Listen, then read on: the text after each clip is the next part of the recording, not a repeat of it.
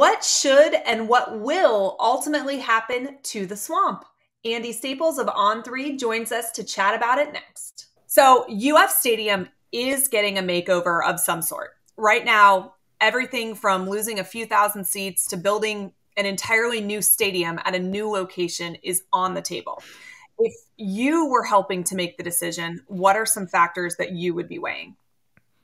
Don't take away the culture of one of the coolest venues in sports. I go back to when Soldier Field got renovated in Chicago.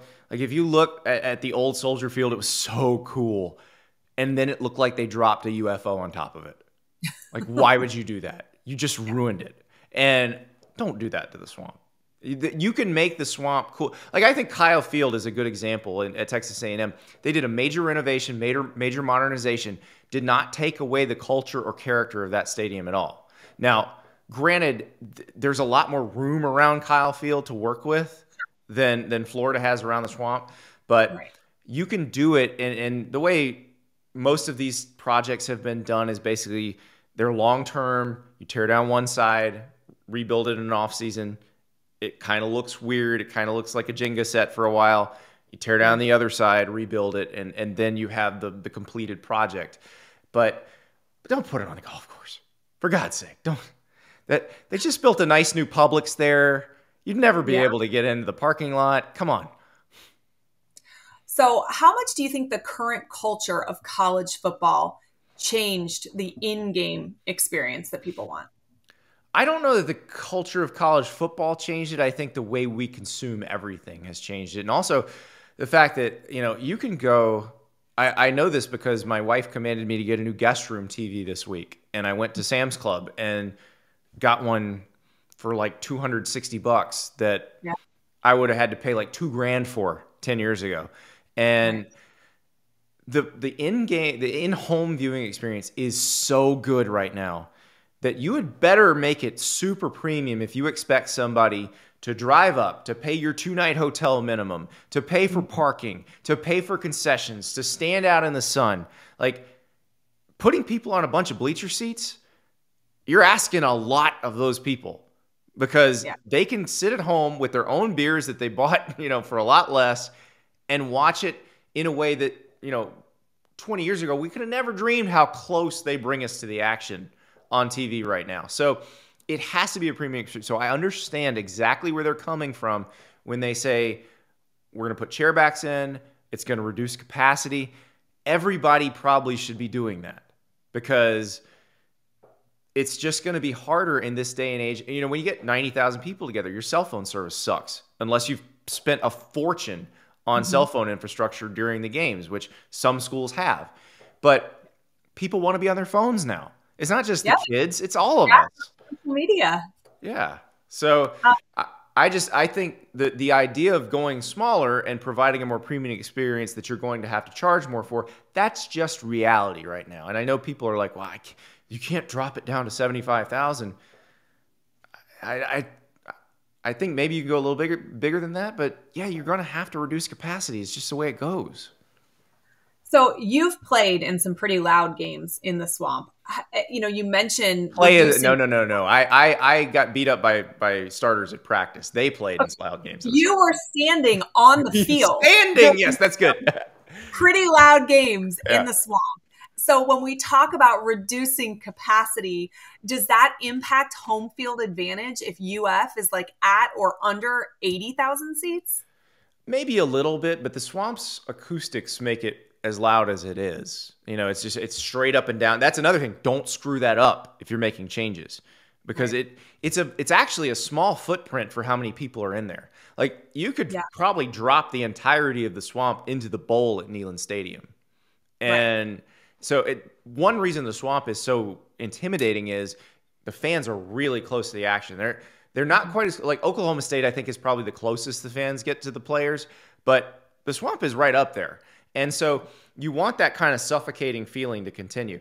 I don't know that taking that many people away is going to change it as much because if you have a stadium that the acoustics help the noise, like Autzen Stadium in Oregon is 60,000 and it is loud because of the way it's built. The Big House at Michigan is the largest stadium in the world. It is not loud. They've made it a little bit louder because they put kind of a tower up on one side that does keep the noise in a little bit more, but it's still not nearly as loud as a lot of the stadiums in the SEC or as Penn State or as Ohio State, which are not as big. So a lot of it is just how the stadium's built.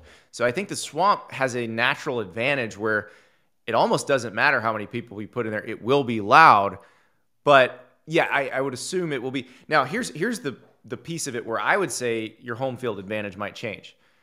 I said they're going to have to charge more for this, right? The more wine and cheese crowd you get, the quieter they are. Well, and the problem I think with catering to the wine and cheese, audience, in my opinion, is that, and I get it, it's all about money. College football at the end of the day is about money, and you want to keep those boosters happy. But for me, I also think about the family that saved to be able to bring their 6-year-old kid who is your booster down the road. Nobody's born a 65-year-old millionaire that's going to throw money at a college program. We all started as, and I mean, listen, some of us are definitely not anywhere close to being there still, but we all start as those little kids that get brought to the stadium and fall in love with this game and the crowd and the atmosphere. And my fear is you make it too small, you make it too expensive, you hurt yourself in the long run, because we still have to cultivate this culture and this love of this game. Wanted to give some love to Meldon Law. They are our newest partner here at A Peek Inside Gators Football.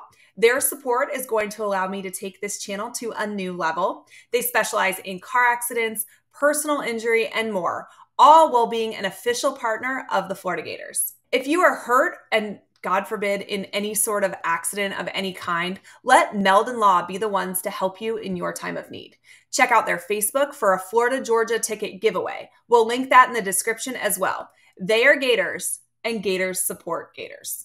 I think that's where your student section comes in. I don't think they should reduce the size of the student section at all, because that is what makes it rowdy. And that is where you're getting those people who fall in love and say, I want to support this program for years and years. And this is not just unique to UF. This is everywhere. Can we make them have to be in for the first quarter, or they lose their tickets like Alabama does? Well, you got to win like Alabama to make demands like that. So, but leave the student section where it is on the visiting sideline.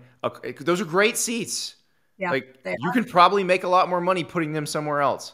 Don't fall into the trap. It's like Florida basketball. Where the Rowdy Reptiles are is amazing. It is a great home court advantage to have those people there. Yes, you could make more money if you put them higher up. Don't do it. Keep that advantage. And again, like you said, that's an investment for your future, because that's some 18-year-old who comes in, maybe doesn't even give a crap about football, but falls in love with the experience their first few games. And they're like, this is what I want to do on Saturdays for the rest of my life. Yeah. Well, so you talked about trends at, in college football in general, and the trend is smaller and more bells and whistles, but that's not happening everywhere. We don't see Tennessee, Alabama, Michigan. Tennessee's already reduced their capacity. So Tennessee did it years ago. Going this route then? Or in Tennessee was just so much bigger than everybody else anyway, over 100,000, that them reducing doesn't impact as much? Well, they were bad, and then they kind of had to. So that was the more of the reasoning behind it, but they did make it more premium. The only one I've seen that hasn't done that is A&M. A&M still got bigger, but that is a psychotic fan base. Everybody talks about how it's a cult. Well, yeah, they'll admit it. And when I went to a game there, for sure. Oh yeah, massive student section, and so I think probably yes, it's going to go that way in most places. I think there are very few places that can justify being bigger or staying the same size. Appreciate Andy Staples for joining me today to chat about what UF should do with the Swamp. If you missed our chat with him about what he thinks will ultimately decide Billy Napier's tenure, click right here.